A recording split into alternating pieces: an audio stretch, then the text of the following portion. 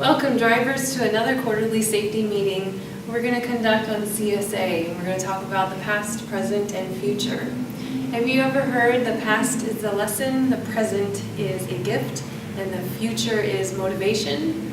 Well, we are going to talk about these three things as it relates to CSA, compliance, safety, and accountability. And by the end of the presentation, you will have a better understanding as to how CSA evolved, what's currently happening, and what needs to be done moving forward. CSA is a program that the Federal Motor Carrier Safety Administration uses to identify high-risk motor carriers and drivers, positively impacts the safety behavior of motor carriers and drivers, and applies intervention to reduce high-risk behaviors. CSA replaced SafeStat. SafeStat was when a driver received a violation, it only penalized the carrier.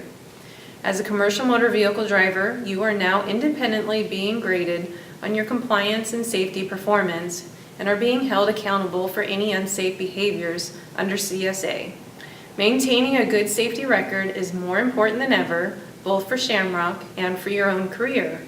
To survive under CSA, you need to understand how your performance is being scored and what you can do to keep those scores low.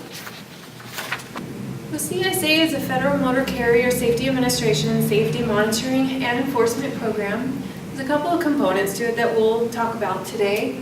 First one is data collection. And data is recorded for 2 years for the company, and that information is public, so you can go on the internet, put in our DOT number, and you'll see our scores in there. And then for drivers, it's held for 3 years. That is not public.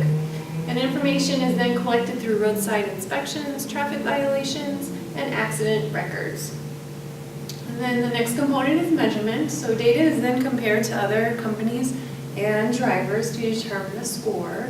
And then the evaluation, so the comparison of scores to a predetermined threshold. This helps determine if a company is doing well or needs a little bit of help.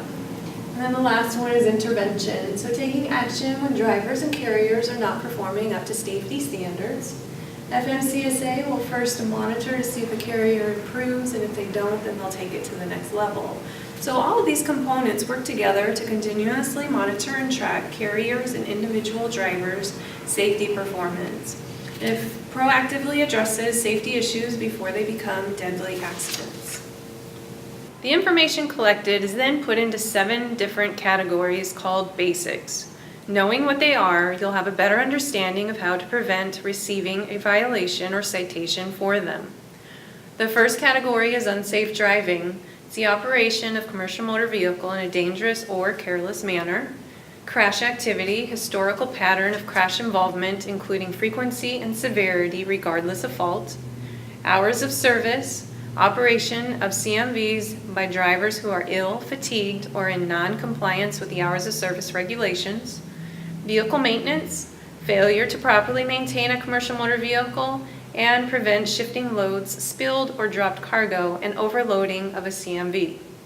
Controlled substances, alcohol, operation of a CMVs by drivers who are impaired due to alcohol, illegal drugs, or misuse of prescription or over-the-counter medications. Hazardous materials, unsafe handling of hazmat on a commercial motor vehicle and driver fitness or driver qualifications. Operation of commercial motor vehicle by drivers who are unfit to operate a commercial motor vehicle due to lack of training, experience, or medical qualifications. So let's talk about each of these categories in a little bit more detail. Unsafe driving. Some examples of that would be speeding, not wearing your seatbelt, using a handheld device, not obeying traffic signals. And then the next one is crash activity. So this is anything that involves a tow, injury, or fatality, regardless of fault. And then the next one is hours of service, so false logs, not having your XRS cab card available, the instructions to the onboard recording device, any violations against the hours, your hours, so the 16-hour rule, the 10, 11, etc. Vehicle maintenance, examples of that would be inoperable lights, tire defect, grease or oil leak, windshield cracked, defroster inoperative, Next one is controlled substance alcohol, operating under the influence or possession of drugs. And then driver fitness, operating a commercial vehicle without a CDL or a suspended CDL, or if your medical card is expired. So how are these measured? We'll focus on drivers. For any points that are assessed, it's broken down in between 3 different years of that weight. So the first year, whatever points you get, it'll be multiplied by 3. The second year is by 2, and the third year is by 1. And what I mean by that is that if you were speeding 6 to 10 over, and that is 4 points. But if it is within the first year, that 4 points is going to be multiplied by 3, so it's actually a total of 12 points the first year, 8 points the next year, and 4 the following. If a driver has a violation of speeding 15 or over, and it's multiplied by 3, it'll be 30 points. Okay? An hour rule violation, that's going to be 21 points. Handheld device, 30 points. So the more severe of a violation, the higher the points are going to be.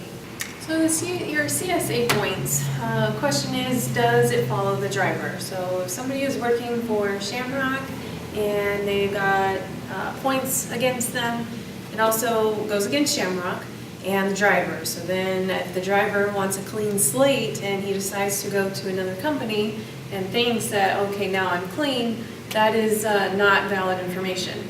Those points will follow the driver no matter where he or she goes. CSA versus MVR. You got to be careful with the wordage from officers, because I've heard where they'll pull somebody over and they'll say, I'm not going to give you a citation, I'm just going to give you a warning. Well, the citation that they're not getting would be in direct effect with the MVR, but that even a warning violation is going to go on CSA. So even if he says warning or you're getting a violation, no matter what, it's going to go on CSA program, but it won't go on the MVR.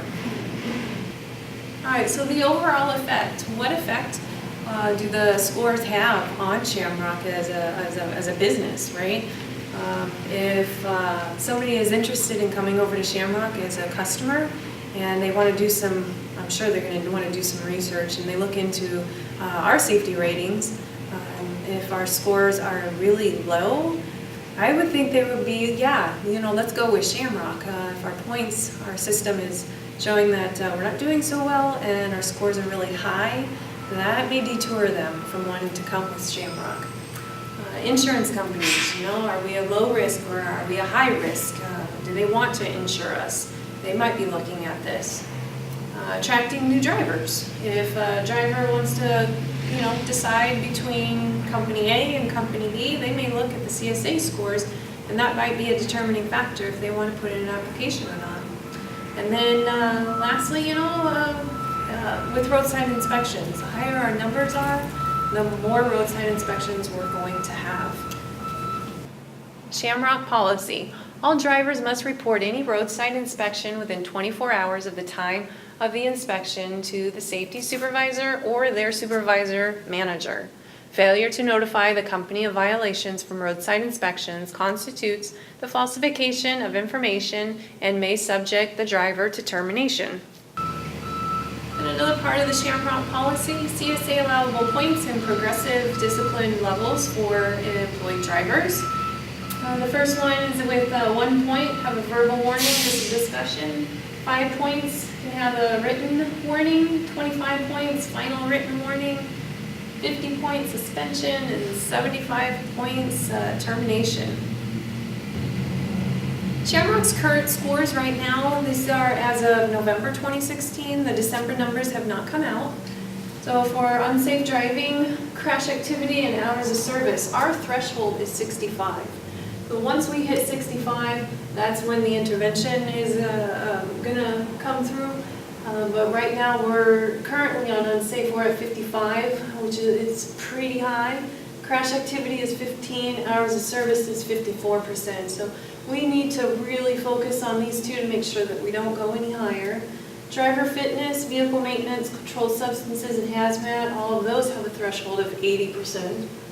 Right now, our driver fitness is at 80%, so this is definitely number one priority, is working on this to get this number down. Vehicle maintenance, 27%, controlled substance, 0, and hazmat is 0. So CSA points for the future. What do we do with our current numbers, current violations that come, over to Shamrock? So some options that we have is, officers, although are very knowledgeable, every once in a while they'll put something down that it doesn't make sense. And we have the opportunity to do a data queue, which we can contest to it. And I have experience of winning some of them, and they get removed. And I've lost them, but it's worth us to at least try. Going to court, either by us or the driver, if you can go and get a lesser charge, then those points will be still assessed, but they'll be lower. And then the other one, how we can get our numbers down, is just to wait. With time, they will eventually be removed. And then do what we can to prevent future violations. So asking everybody, hey, continue, please drive safe. Perform thorough pre- and post-trip inspections. I can't stress that enough. Follow hours of service regulations and monitor the expiration dates on the license and medical cards. So that concludes the information that I have for you guys and gals. And, this is CSA scores shows a pattern, the culture of where we're going, and we want to do what we can for you guys. We want to educate you, but ultimately, it's in your hands. We want to give you everything you can to prepare yourself for when you do leave, and the opportunities are there of getting, a roadside inspection or whatnot.